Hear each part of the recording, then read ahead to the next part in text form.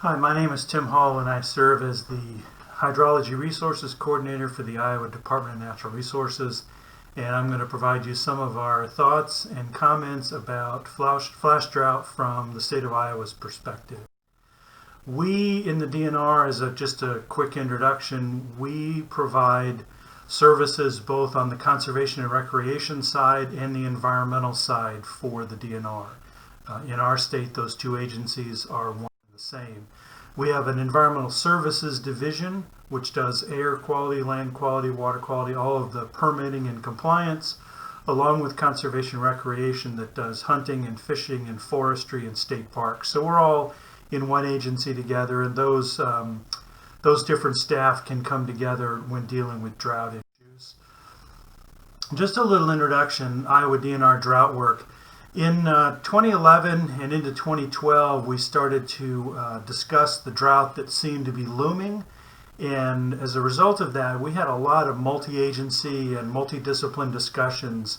Emergency management folks, our partners at the Department of Agriculture, which includes the state climatologist, the U.S. and Iowa Geological Surveys. We had conversations with a lot of commodity groups, corn growers, the Soybean Association, pork and beef, commodity groups, as well as water system managers. We have rural water systems in parts of the state that serve large areas of the rural communities.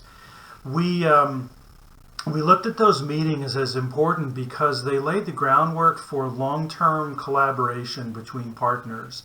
When we got to the point after 2012 when we needed to have discussions about drought, we had some pre-established relationships that we could build off of, and expanded the understanding of a lot of state partners related to drought issues, and also led to the development of what we call the Water Summary Update, which is a monthly publication. And I'm going to share a little bit about that because it impacts how we communicate drought issues in the state.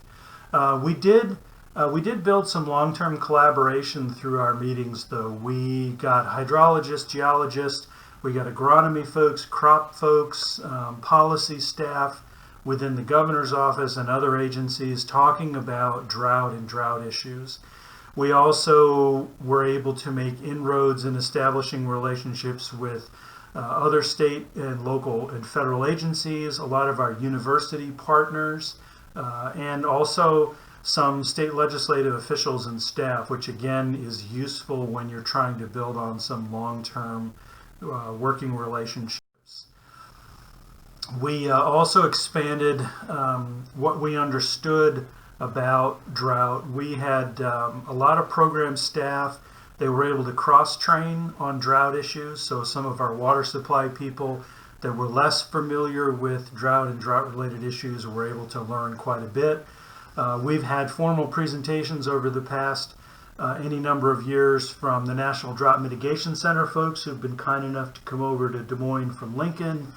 U.S. Geological Survey and National Weather Service folks have come and made presentations to the DNR staff. We've been involved in a lot of university studies related to drought and water resources. We've been able to build some knowledge base in other state agencies as well. And it's also provided us an opportunity to get acclimated, pardon the pun, to climate and weather data from other agencies that normally we don't touch. So it's been good in that regard to make us better understanding of drought issues. We developed a water summary update.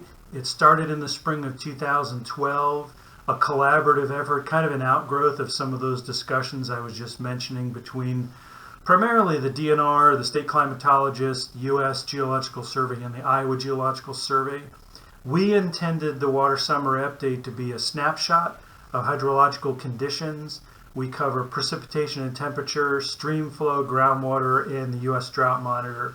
We continue to this day to reach a broad general audience. We get local interest from news media, radio stations, newspapers. It still has a fairly broad audience right now. And just quickly, the Water Summary Update, we provide figures like these. We provide precipitation and temperature information. There's some groundwater resource information. and some general stream flow. You'll note that there's no more than 2 pages of text with this document, so it's a fairly brief and concise document. It's our primary tool for communicating drought issues to the general public and also to other agencies. It's great for engaging policymakers because it is pretty broad, and it provides basic information. Sometimes we would like to put additional information in there, but we're sensitive to the fact that it's not a technical document.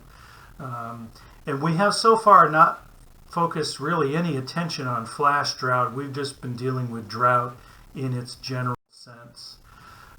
So why is this important to us? Well, the 2019 to 2020 flip-flop helps to point out the need for attention to some of these flash drought issues. This is a figure that shows basically the early part of 2019, January through October, the first 10 months of the year. And you'll see that this part of this, all the state, and particularly this part of the state, we're in the top 10 wettest years in 2019. This is the exact same area in time, but just advanced 1 year. This is January to October 2020. So we went from a top 10 wettest 10 months to now 4th, 6th, and 8th driest. That quick flip-flop has provided us an opportunity to explore some of these issues with our partners. So we went from the top 10 wettest to the top 10 driest years, especially in the western third of the state. Just a couple of observations. Iowa is dominated by agricultural concerns. So growing season and soil moisture issues are of considerable interest. There are some parts of the state where water supplies are more vulnerable to drought, including flash drought, particularly in northwest Iowa, which is one of the areas that showed up on those maps just a moment ago.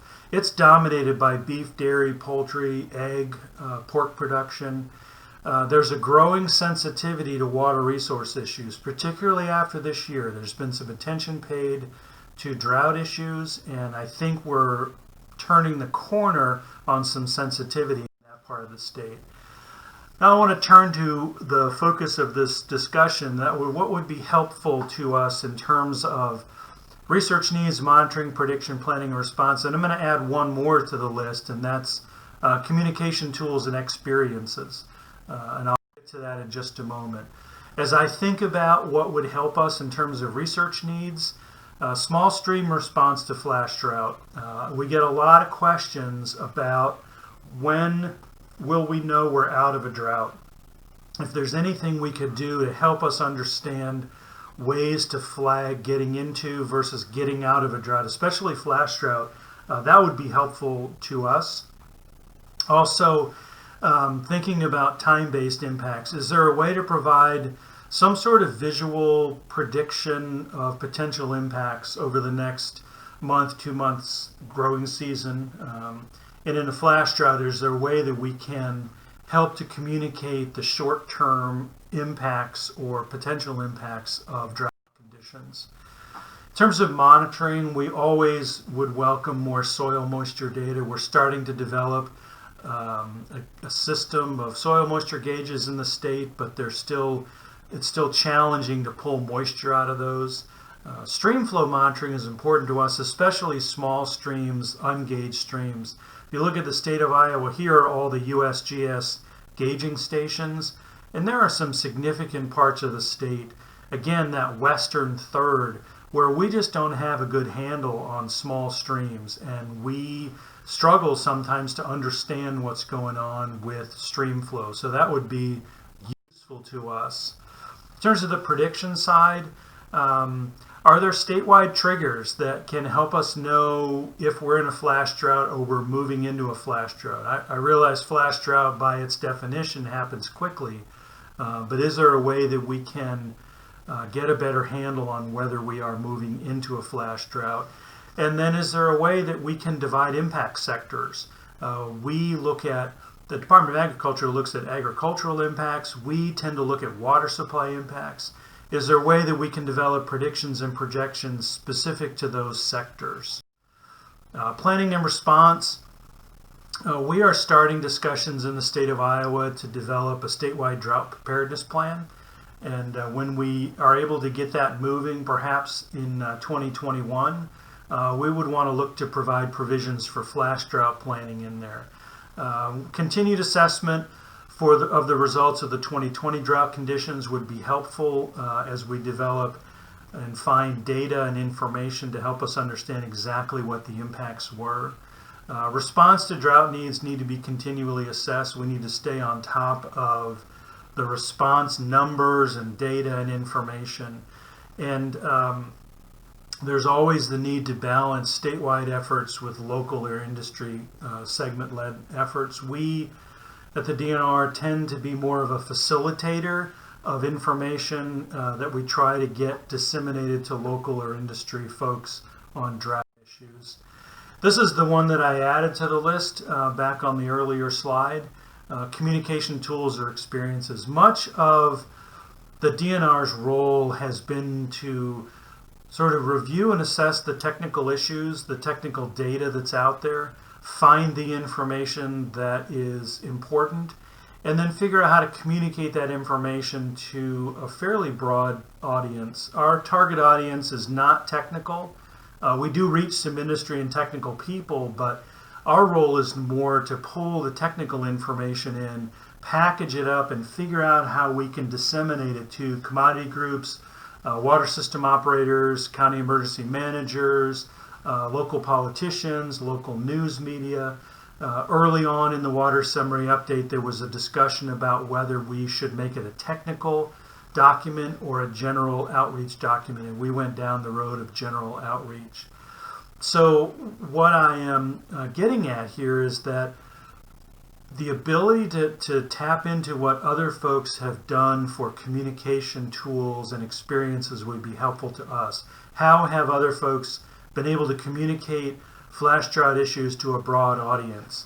And anything we could do in that regard would help us practice this principle of R&D, which I call a rip-off and duplication.